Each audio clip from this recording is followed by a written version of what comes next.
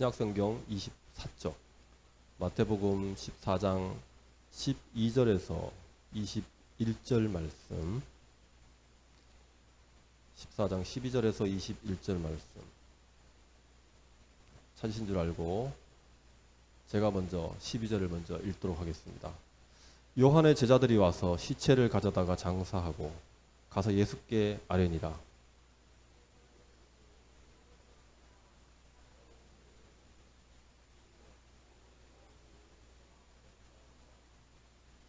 예수께서 나오사 큰 무리를 보시고 불쌍히 여기사 그 중에 있는 병자를 고쳐 주시니라.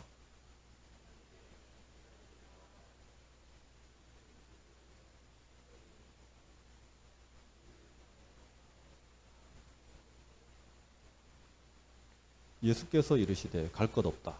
너희가 먹을 것을 주라.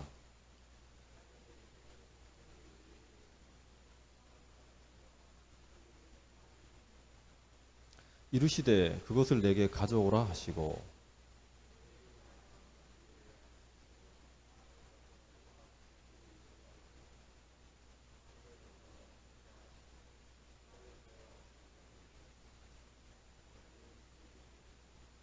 다 배불리 먹고 남은 조각을 12바구니에 차게 거두었으며 먹은 사람은 여자와 어린아이 외에 5,000명이나 되었더라. 아멘.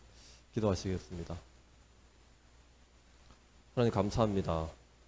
평온한 가운데 하나님 말씀 앞에 나올 수 있도록 은혜 주심을 감사합니다. 하나님 없이는, 예수님 없이는 저희가 살 수 없음을 저희가 깨달을 수 있는 하나님의 은혜가 저에게 필요합니다. 하나님 저희를 주 없이 살 수 없는 인생으로 저희를 만들어 주시옵시고 오직 주님만으로 살아갈 수 있는, 그래서 우리 힘으로 살아갈 때보다 더 행복하고 더 가치 있고 더 의미 있는 복된 인생이, 참된 복을 누릴 수 있는 그러한 인생이 되게 하여 주시옵소서. 오늘 빈손으로 나오지 아니하고 하나님께 물질로 드린 그 물질이 하나님 나라에 사용되게 하옵시고 많은 영혼이 하나님께 돌아오는데 사용될 수 있도록 하나님께서 받아 주시옵소서. 이 시간도 성령께서 함께하여 주시옵시며 저희의 마음을 갈아엎어 주시옵시고 이 시간 성령의 역사가 필요합니다. 하나님께서 은혜 주시옵소서. 감사드리며 예수님의 이름으로 기도드렸습니다. 아멘.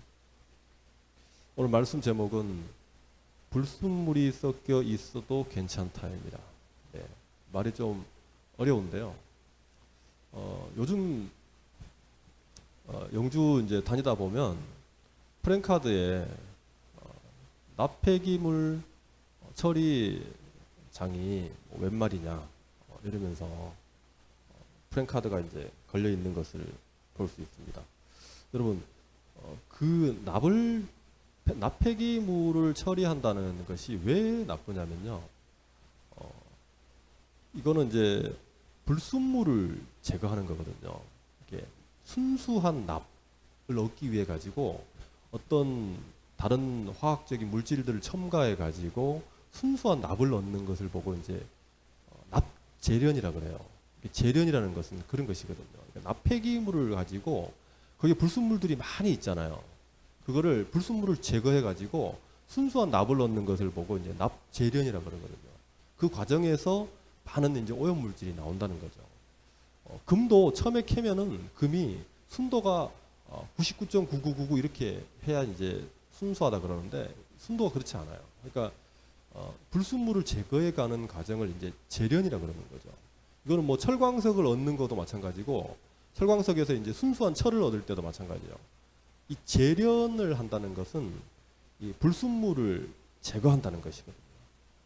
오늘 이 제목에 있는 이 불순물이라는 것이 그때 얘기하는 그 불순물이에요. 우리에게 불순물이 섞여 있어도 괜찮다는 것입니다. 그런 의미로 오늘 말씀을 한번 함께 나눠보도록 하겠습니다. 오늘 읽은 처음 말씀에는 요한의 제자들이 나와요. 예수님께 세례를 주었던 그 세례자 요한이 어처구니 없는 정말 갑작스러운 죽임을 당합니다. 헤롯 왕으로부터 그 딸의 어머니가 이제 이 요한을 죽이려고 했는데 그것에 대해 가지고 헤롯이 잔치 때 이 딸의 소원을 다 들어주겠다 그랬죠. 그런데 그 딸이 엄마가 이 딸을 시켜가지고 세례 요한을 죽이라고 그랬던 거예요. 그래서 어쩔 수 없이 이 헤롯 왕이 그 딸의 말을 듣고 세례 요한의 목을 베어가지고 쟁반에 얹어서 가지고 옵니다. 그렇게 너무나 급작스럽게 세례 요한이 죽임을 당하고 그 소식을 이 세례 요한의 제자들이 예수님께 전하는 거예요. 장사를 다 지내고 나서 예수님께 와서 보고를 한 것이에요. 그러자 오늘 말씀의 이제 시작인 예수님께서 그 세례 요한의 죽음을 소식을 듣고 배를 타고 빈들로 나가셨다는 것입니다. 예수님께서는 세례 요한이 처음에 감옥에 투옥됐을 때 갈릴리로 가셔가지고 사역을 시작하셨어요. 근데 이제는 세례 요한이 죽임을 당하자 광야로 가시는 거예요. 빈들로 가신 거예요. 뭔가 세례 요한의 어떤 거치와 예수님께서 하시는 일이 좀 관련이 있는 것 같죠. 여기서 나오는 오늘 이 빈들이라고 하는 것은 광야라고 하는 말과 같은 단어거든요. 그런데 어떤 때는 빈들이라고 번역을 하고 어디에서는 광야라고 이제 번역을 한 것뿐이지 같은 단어예요. 그래서 오늘 예수님께서 빈들로 나가셨다는 것은 광야로 나가셨다는 겁니다. 광야는 세례 요한이 살던 곳이에요. 세례 요한은 광야에서 외치는 자의 소리라고 그랬잖아요. 광야에서 예수님께서 오시는 길을 예비하기 위해 가지고 광야에서 메뚜기와 석청을 먹으면서 광야에서 살았거든요. 그래서 이 광야는 세례 요한과 아주 밀접한 관련이 있는 것이죠. 그럼 그렇다면 예수님께서 오늘 광야에 나가신 거는 세례 요한의 죽음의 소식을 듣고 세례 요한이 생각나서 광야로 나가셨을까요? 광야에서 세례 요한이 살았었으니까 그를 추억하면서 광야로 나가셨던 것일까요?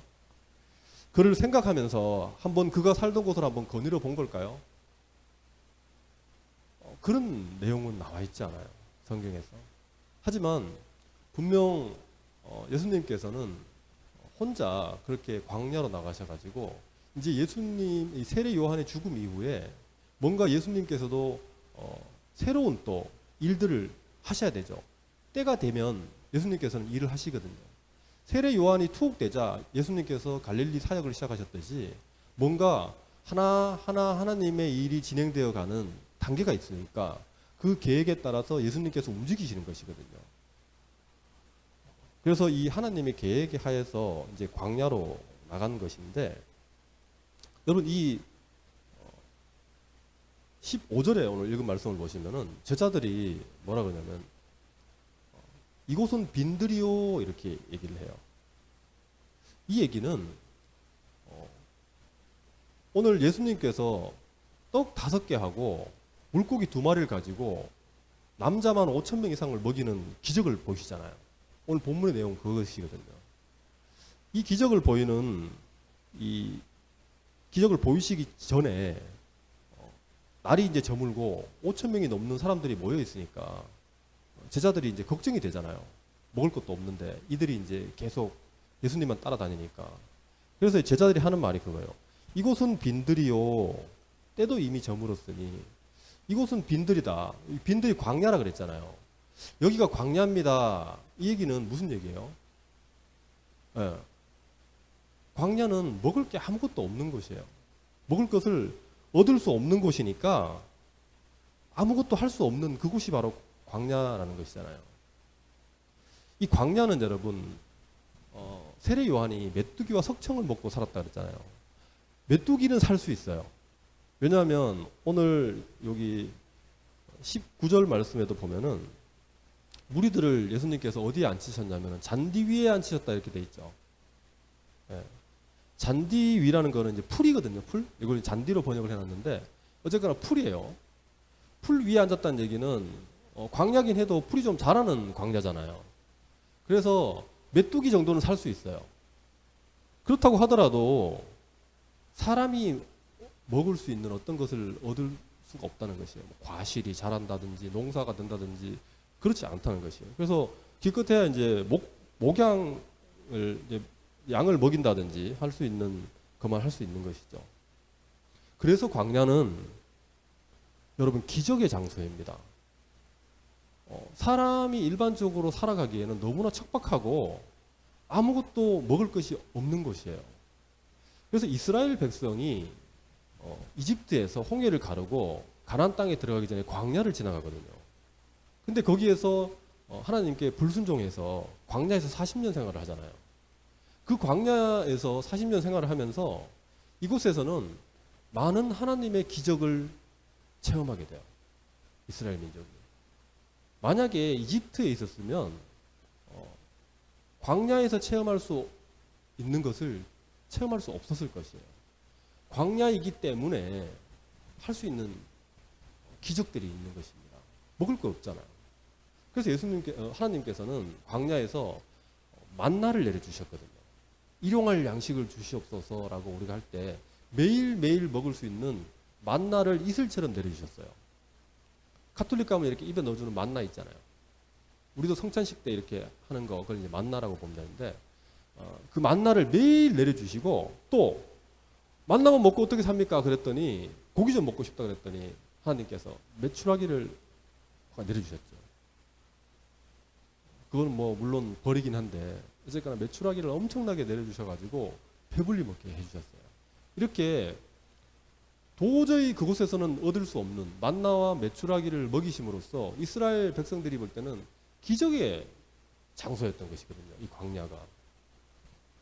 예수님께서 오늘 떡 5개와 물고기 2마리로 5,000명 이상을 먹이시는 수천 명을 먹이시는 이 기적을 보여주셨던 것은 바로 예수님이 하나님이란 얘기를 하고 싶은 거예요.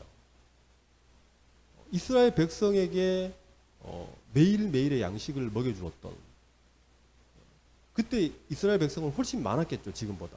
하지만 수천 명에 먹을 수 있는 음식을 이 광야에서 다시 한번 보여주심으로 인해 가지고 그 구약의 하나님이 바로 예수님이라는 것을 암시하고 있는 것이죠.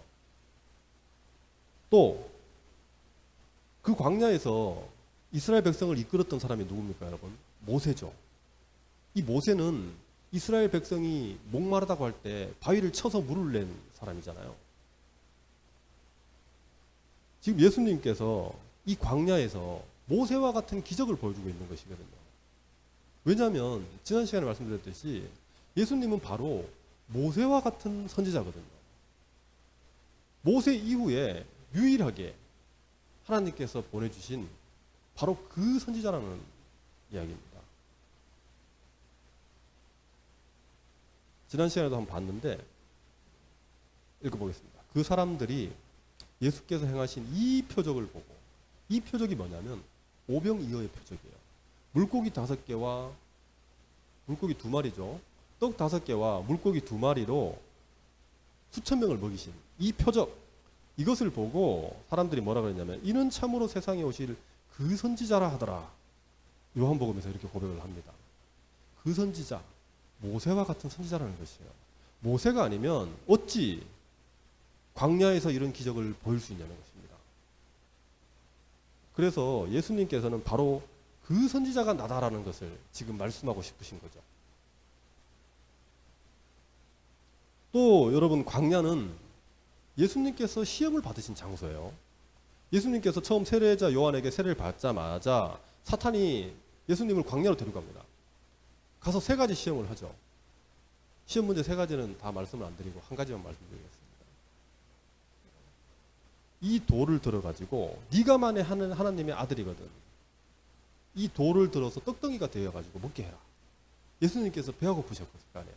40일 동안 줄이셨기 때문에 광야에서 40일을 줄이신 이후에 사탄이 나타나서 그렇게 얘기하는 거예요. 네가 하나님의 아들이거든 이 돌을 들어서 떡을 만들어서 먹으라는 거예요. 그 유혹에 예수님께서 뭐라고 하십니까? 사람이 떡으로만 살 것이 아니요 하나님의 말씀으로 살 것이다라고 얘기를 하시죠. 예수님께서 그때는 당신의 배고픔을 위해 가지고 돌로 떡을 만드시지 않으셨어요. 그런데 오늘 어떻게 하십니까? 이 광야에서 수천 명의 많은 사람들의 이 불쌍한 무리들의 배고픔을 보시고 그들을 위해서 어떻게 하십니까? 떡을 만드시고 물고기를 만드시는 기적을 보여주시는 것이죠. 이 불쌍한 사람들의 배고픔을 해결하시기 위해 가지고 능력을 사용하시는 거예요. 사단이 시험할 때는 그 능력을 사용하지 않으셨어요. 예수님은 철저하게 당신 자신을 위해서는 하나님의 능력을 사용하지 않습니다. 오직 사람들을 위해서 사용하시는 것이죠. 또 여러분, 물고기 2마리와 떡 5개로 수천 명을 먹이신 이 사건은 여러분 마태복음 앞쪽에 산상수훈에서 예수님께서 그렇게 말씀하시잖아요. 어떻게 말씀하셨는지 한번 요거는 다 같이 한번 읽어보겠습니다. 시작. 목숨을 위하여 무엇을 먹을까, 무엇을 마실까, 몸을 위하여 무엇을 입을까 염려하지 말라. 목숨이 음식보다 중하지 아니하며 몸이 의복보다 중하지 아니하냐. 공중의 새를 보라. 심지도 않고 거두지도 않고 창고에 모아들이지도 아니하되 너희 하늘 아버지께서 기르시나니 너희는 이것들보다 귀하지 아니하냐. 예수님께서 그렇게 말씀하셨거든요. 무엇을 먹을까, 무엇을 마실까 걱정하지 말라는 거예요. 먹고 사는 문제에 대해서 염려하지 말라고 말씀하셨죠. 분명히. 앞쪽에서 그렇게 많은 사람들을 모아놓고 산 위에서 이렇게 말씀하셨거든요. 먹을 거 걱정하지 말라는 거예요. 근데 말로만 그렇게 하신 것이 아니라 오늘 예수님께서 그것을 보여주시는 거예요. 무엇을 먹을까 염려하지 말라는 그 말씀을 증명해 보이신 것입니다. 오병이어의 사건을 통해 가지고 먹고 사는 문제를 직접 해결해 보여주신 거예요. 그러면 사람들이 이제 믿겠죠. 아, 예수님께서는 말로만 하는 것이 아니구나. 내게 오면 먹을 거 걱정하지 말라. 말로만 그래놓고 굶기시는 분이 아니시라는 거죠. 오늘 읽은 20절 말씀에 다 나눠 먹고 어떻게 해요? 다 배불리 먹었다 그러죠. 떡 5개와 물고기 2마리로 예수님께서 기적을 일으키셔가지고 다 배불리 먹고도 12바구니가 남았다 그러잖아요. 다 배불리 먹이시는 분이에요. 예수님께서는. 말로만 하시는 분이 아니시라는 것입니다. 또 한 가지 여러분, 예수님께서 이 갈릴리 바다를 건너가지고 광야로 가셨다는 이 소식을 듣고 사람들이 예수님을 쫓아갔죠. 이 사람들이 광야에 처음부터 있었던 게 아니에요. 그럼 이 사람들이 예수님께서는 여러분 배를 타고 이렇게 건너가셨지 않습니까? 갈릴리 바다에서 이쪽 편에서 저쪽 편으로 건너가셨어요. 그러면 이 무리들이 따라갔다 그러는데 오늘 따라간 이야기를 내용을 보면 뭐라 하냐, 무리가 듣고 여러 거울로부터 걸어서 따라갔다 그래요. 그러면 여러분 이 사람들이 원래 있던 곳이 어디였을까요? 예수님께서 배를 타고 건너가셨던 그 광야 주변 마을이었을까요? 아니면은 예수님께서 배 타고 출발하기 전에, 배 타기 전에 있던 그 주변 마을이었을까요? 이 무리가 듣고 여러 거울로부터 걸어서 따라갔다 그러잖아요. 예수님께서 갑자기 광야에 나타나시니까 광야 주변에 있던 마을에서 예수님이 오셨네? 라고 한 게 아니에요. 소식을 들었다 그러잖아요. 무슨 소식? 예수님께서 배 타고 광야로 가셨어. 이 말을 들었다는 얘기는 예수님께서 어디 가셨어? 그랬더니 광야로 가셨대. 그래? 그럼 우리 또 따라가야지. 이러면서 그 주변에서 입소문을 타고 따라갔다는 얘기죠. 그렇게 보면 예수님께서는 배를 타고 쭉 가셨습니다. 우리 저수지에서 낚시를 많이 해보신 분들 계시지 않습니까? 여기서 저쪽으로 배를 타고 건너가면 만약에 배를 안 타고 걸어가면 어떡합니까? 들쑥날쑥한 이 길을 따라서 이렇게 돌아서 가야 되잖아요. 이 사람들은 그렇게 간 거예요. 예수님께서 오늘 13절 말씀을 다시 한번 보시면 예수께서 들으시고 배를 타고 떠나사, 예수님은 배 타고 가셨어요. 그런데 무리들은 어떡합니까? 걸어서 따라갔다라고 얘기합니다. 예수님은 차 타고 가시고 우리는 걸어서 간 거예요. 이 비교는 이 사람들이 거기까지 가는데 쉽지 않았다는 것이에요. 예수님 배 타고 가신 길을 걸어서 따라간다는 것은 여러분 쉬운 게 아닙니다. 더더욱이나 오늘 21절 말씀해 보시면은 여자와 어린이가 많았어요. 처자식을 다 데리고 간 겁니다. 남자들이. 처자식을 다 데리고, 여러분 남자만 5천 명이에요. 그러면 옛날에는 자식 한 명만 낳고 그러지 않았죠. 뭐 둘째, 셋째는 집에 떼어놓고 갔겠습니까? 그러면 온 가족이 움직이면은 엄청난 인원이에요. 아마 남자만 5천 명이라고 할 때 대략 한 2만 명 정도 됐다라고 보통 학자들이 얘기를 합니다. 여자와 어린이를 합치면은. 여러분 2만 명이면 영주시가 지금 10만 명 아닙니까? 면도에 다 합쳐서 지금 요 시가지에 여기 다 모여있는 사람 해봐야 몇만 명 되겠어요. 2만 명이 여러분 그 갈릴리 바다 주변을 따라가지고 예수님께서 질러 가신 거기를 이렇게 따라서 움직인다고 한번 상상을 해보십시오. 얼마나 시간이 오래 걸리고 고달픈 길이었겠습니까? 뭐 이스라엘 백성이 광야 생활을 한 거하고 같은 거죠, 거의. 그렇게 힘들게 따라갔는데 더더욱이나 여러분 이들 중에는 병자도 있었다 그래요. 왜냐하면 예수님께서 그들 중에 있는 병자를 고치셔서 그랬거든요. 다리 절고 막 이렇게 따라가는 거예요. 그러니까 그 따라가는 그 길이 얼마나 힘들었겠냐는 것이죠. 이들의 구성원을 보면은 결코 쉬운 일이 아니었다는 것을 알 수가 있는 것입니다. 그렇다면 여러분 왜 이들은 그렇게까지 하면서 예수님을 따라갔을까요? 우리는 이들의 생각을 우리가 배워야 한다고 생각합니다. 이들의 마음가짐을 우리가 배워야 된다고 생각을 해요. 왜 그렇게까지 하면서 예수님 쫓아갔을까? 제자들의 말을 들어보면은 이 15절과 17절에 나오는 이 제자들의 말을 들어보면은 저녁이 되고 이제 때가 이미 저물었잖아요. 그리고 아까 말씀드린 대로 이것은 빈들이요, 이것은 광야예요. 그리고 우리가 가진 거는 떡 5개와 물고기 2마리 뿐이에요. 여러분 자랑은 아니죠.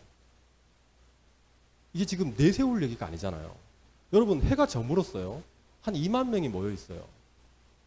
그리고 아무것도 먹을 게 없는데 결국 기껏해야 가진 게 뭐니 그랬더니 떡 5개와 물고기 2마리래요. 도대체 뭐 어쩌라는 거예요, 여러분.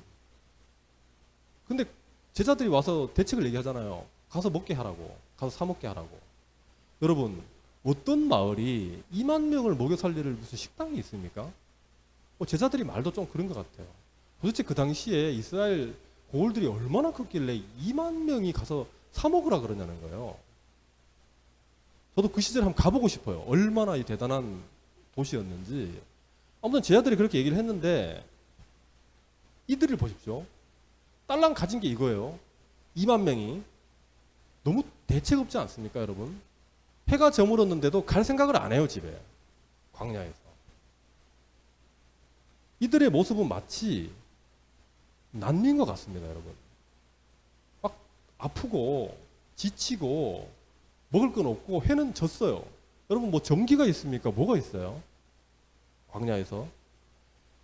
마치 이 갑작스럽게 재난을 당해가지고 삶의 터전을 완전히 잃어버린 이재민과 같은 거예요, 여러분. 이들의 모습이. 지금 우크라이나 사태 때문에 전쟁의 폐허가 되어 떠도는 전쟁 난민과 같은 것이에요, 이들의 모습이. 근데 자기 집이 있잖아요. 근데 왜 이러고 따라다니냐는 거예요, 도대체. 오늘 떡 5개와 물고기 2마리로 수천 명을 먹이시는 그 기적을 일으키신 예수님도 대단하지만은 여러분 아무것도 없이 이 상황에서 예수님을 따라 나서 가지고 대책 없이 해는 빠졌는데 그냥 누워 있는 이 사람들도 어떻게 보면 정상은 아니지 않습니까? 이걸 대단하다 그래야 될 건지 뭐 하여튼 대책이 없는 건 맞는데 정말 이들의 마음을 한번 들어가 보고 싶어요. 무슨 생각을 도대체 하고 이러고 있냐는 거예요. 집에 가야 될 거 아닙니까? 첫 자식을 데리고 왔는데 도대체 가만히 있는 이 가장인 이 남자는 뭐 하는 사람이에요?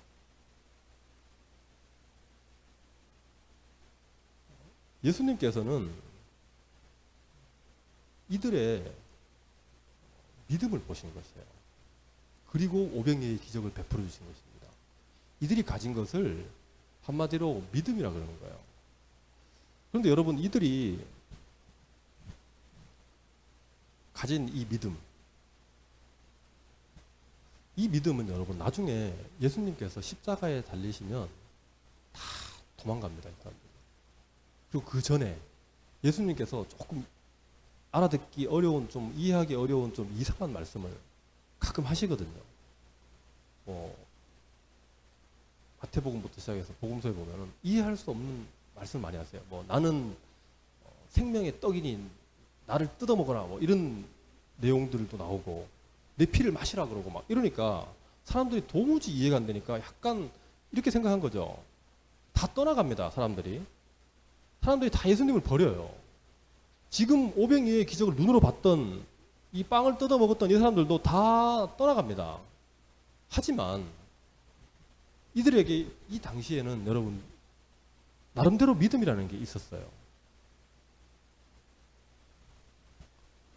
이들은 정말 예수님이 아니면 안 된다는 어떤 그 최소한의 그러한 믿음이 있었던 것이죠. 이들은 삶이 너무 고달프잖아요. 오죽하면 여기까지 왔겠냐는 거예요. 이 어려운 상황인데도 그냥 있는 거 보세요. 이들의 삶은 너무나 이 세상에서 고달팠던 거예요. 그래서 이 세상의 삶을 좀 변화시켜주고 우리의 삶을, 고달플 삶을 좀, 이 삶의 문제를 좀 해결해 줄 그러한 임금이 필요했던 것이죠. 이들의 믿음은 그거였던 거예요. 바로 그 임금이 아까 읽었던 바로 그 선지자, 그 모세와 같은 선지자가 예수님이라는 적어도 믿음이 있었던 것입니다. 이 메시아는, 이들이 알고 있는 메시아는 어떤 메시아였냐면은 이사야서에서 예언을 해놨거든요. 제가 읽어드리겠습니다. 보라, 너희 하나님이 오사 보복하시며 갚아주실 것이라. 오사 너희를 구하시리라 하라. 그때에 맹인의 눈이 밝아질 것이고 못 듣는 사람의 귀가 열릴 것이고 그때에 저는 자는 사슴같이 뛸 것이며 말 못하는 자의 혀는 노래하리라. 모세와 같은 선지자, 바로 그 선지자가 오면 이렇게 된다는 것이에요. 그러니까 병자들이 따라오는 거죠. 이 기적을 보고 바로 그 메시아에게 매달려야만이 자신들의 그 고달픈 삶의 문제가 해결될 것이고 이 세상에서 제대로 살 수 있다는 것입니다. 그 말고는 희망이 없기 때문에 따라 나선 것이에요. 이 이사야의 예언의 말씀을 믿은 거죠. 이 사람들이. 이들은 제자들도 마찬가지지만 우리가 알고 있는 지금 예수님으로 믿고 있지는 않았어요. 여러분, 우리가 알고 있는 예수님은 어떤 분입니까? 이 세상의 죄를 지고 가는 어린 양이거든요. 모든 사람들의 죄의 문제를 해결하기 위해 가지고 그 죄의 짐을 지시고 십자가에 달리셨잖아요. 근데 이 사람들은, 이 당시의 사람들은 예수님께서 왜 십자가에 달리셔야 하고 죽으셔야 하는지를 전혀 몰랐었죠. 여러분, 저도 그 시절에 태어났으면 그랬을 것 같아요. 도대체가 왜 메시아가 십자가에 달려 죽으셔야 하냐는 거예요. 그걸 이해할 수 없었잖아요, 우리도. 마찬가지로 이 당시에는 더 했겠죠. 이들이 알고 있는 메시아는 절대로 우리가 알고 있는 메시아와 달랐어요. 하지만 이들은 예수님께서 이 세상의 고달픈 세상을 유토피아로, 천국으로 바꿔줄, 하나님 나라로 바꿔줄 메시아라는 것은 믿었던 것이죠. 그 말이 틀린 말은 아니에요, 여러분. 왜냐하면 예수님께서는 잠시 십자가에 죽으시고 그 다음에 부활하셔가지고 결국 나중에 이 세상이 끝날 때는 이 세상을 하나님 나라로 바꾸실 것입니다. 그렇지만 중간 과정에서는 고난을 받으신 거잖아요. 이 중간을 보지 못한 것이지 이들이 결국 맨 마지막에 올 그 하나님 나라를 보고 그 하나님 나라를 가져올 메시아가 바로 예수님이라는 것을 믿었다는 것은 이들이 그것을 본 것이죠. 이들에게는 자신들의 삶의 문제를 해결해 줄 그 바로 분이라는 것을 예수님께서 확신을 가지고 있었기 때문에 오늘 따라 나설 수 있었다는 것이고, 주저앉아서 그렇게 아무런 대책 없이 머물 수 있었을 것이라는 것입니다. 여러분, 우리는 어떻습니까?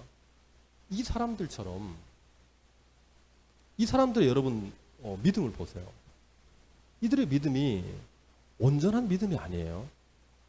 예수님을 메시아로는 믿었지만은 이 세상의 죄의 문제를 해결하시기 위해 가지고 죽으셔야 한다는 것을 믿지 않았기 때문에, 그것을 몰랐기 때문에 이들의 믿음에는 불순물이 섞여 있는 것입니다. 이들의 믿음이 완전하지 않아요. 여러분, 믿음이 완전하다는 건 무슨 얘기냐면 정확하게 무엇을 믿고 있느냐를 정확하게 알고 믿어야 그게 제대로 믿는 것이거든요. 온전한 믿음이라는 것은 그러한 믿음인 것이에요. 믿음의 강도를 얘기할 수도 있어요. 믿음이 약하기도 하고 세기도 하고 그러잖아요. 그렇지만 더 중요한 건 뭐냐면 믿음이 작고 크냐가 중요한 게 아니라 무엇을 믿느냐가 제일 중요한 것이거든요. 무엇을 믿느냐가 제일 중요하고 그 다음에 그것이 약하냐 세냐의 문제인 거예요. 이들은 엄청나게 센 거예요. 믿음이. 대신에 이들이 알고 있는 믿어야 할 것에 대해서 조금 부족했죠. 예수님께서 이 세상의 죄의 문제를 해결해 주러 오셨다는 것을 몰랐으니까.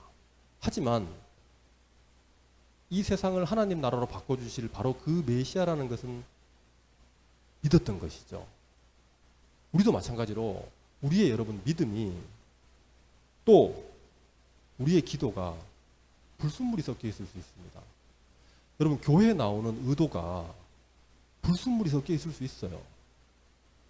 이들이 예수님께 나올 때 예수님께 나온 의도가 좀 불순할 수 있다는 거예요. 왜냐하면 잘 몰랐으니까. 우리도 여러분 처음에 교회 나오면서 어떻게 이 성경에 나오는 하나님의 말씀을 다 알고 그것을 믿고 나옵니까? 우리가 하나님 앞에 나올 때 우리는 불순물을 가지고 나오는 것이에요. 우리 믿음 안에는 불순물 투성인 것이에요. 그런데 믿음의 재련 과정이 필요한 것이죠. 그 불순물들을 제거해 가실 것이에요, 하나님께서. 그리고 올바른 것들을 믿게 만들어 가실 것입니다.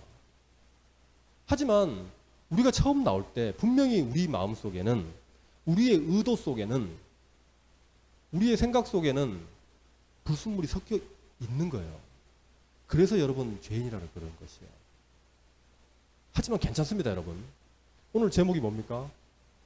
불순물이 섞여 있어도 괜찮다는 것이에요. 나오시면 됩니다, 여러분.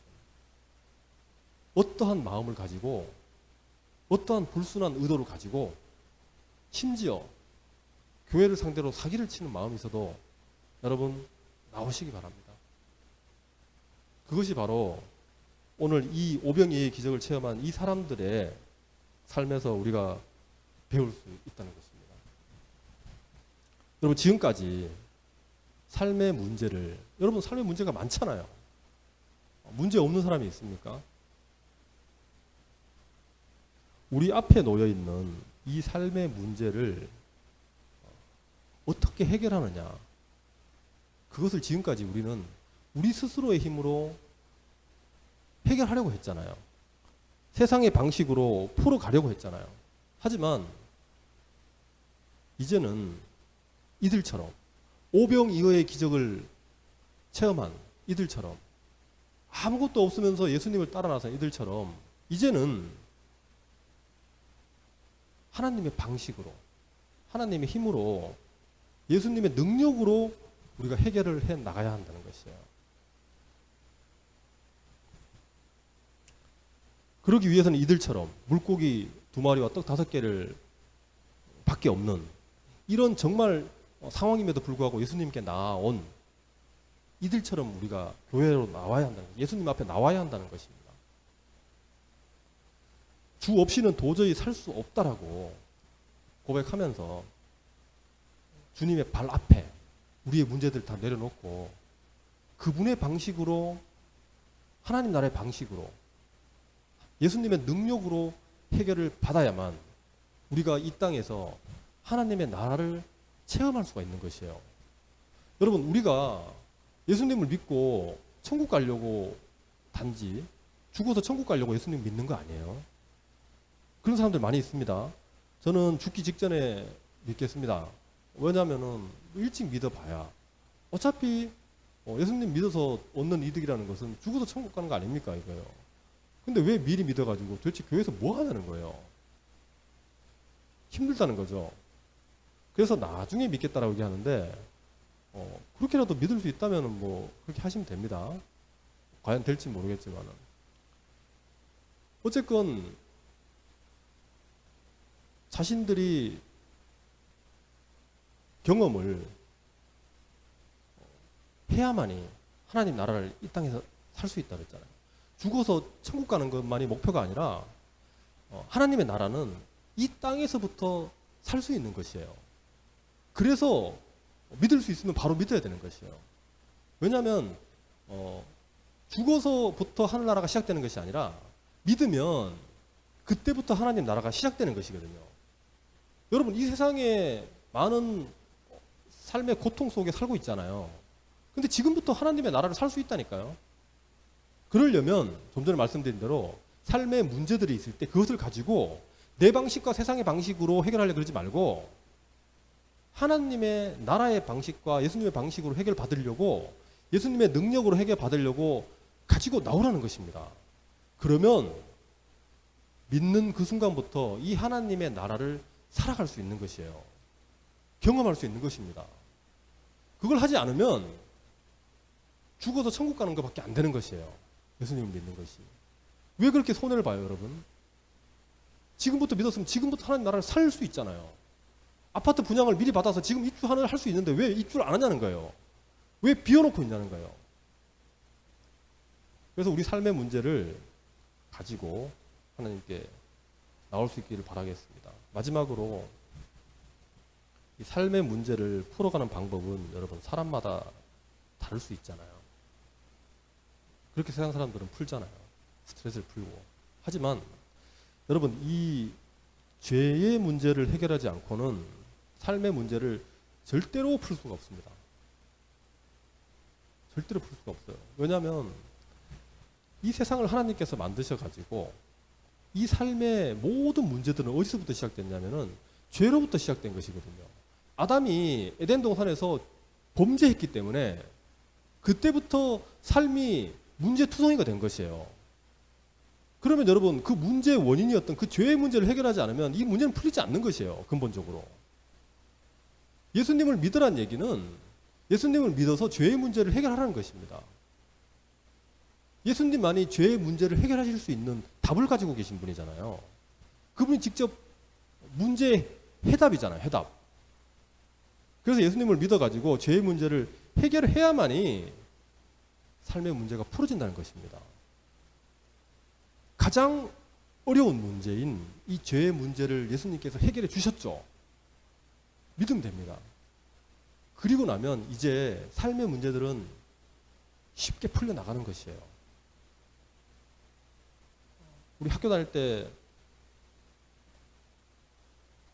수학 문제 풀 때 어려운 거 이렇게 탁 해결하고 나면 뒤에 팍 풀리잖아요. 그런 경험이 있다고 믿습니다. 그런 것처럼 가장 어려운 문제를 해결되면 삶의 문제는 쉬운 거예요. 예수님께서 이 가장 어려웠던 이 죄의 문제를 해결하시기 위해 가지고 십자가에 달려 죽으셨잖아요. 그 십자가에 달려 죽으신 예수님께서 이 삶의 문제를 왜 해결해 주시지 않겠습니까? 마지막으로 예수님께서는 요한복음 6장 35절에서 이렇게 말씀하셨어요. 나는 생명의 떡이니 내게 오는 자는 결코 줄이지 아니할 것이요 나를 믿는 자는 영원히 목마르지 아니하리라. 오늘 502여의 기적은 바로 그것을 보여주시는 것이거든요. 예수님께 오면 결코 우리는 줄이지 아니할 것입니다. 우리 삶의 문제를 가지고 오면 다 해결을 해주실 거예요. 그걸 경험하시면서 하나님의 나라에 살 수 있는 저와 여러분 되었으면 좋겠습니다. 그런 능력을 보여주시는 그 이름, 능력의 그 이름 예수, 우리 함께 찬양하시겠습니다.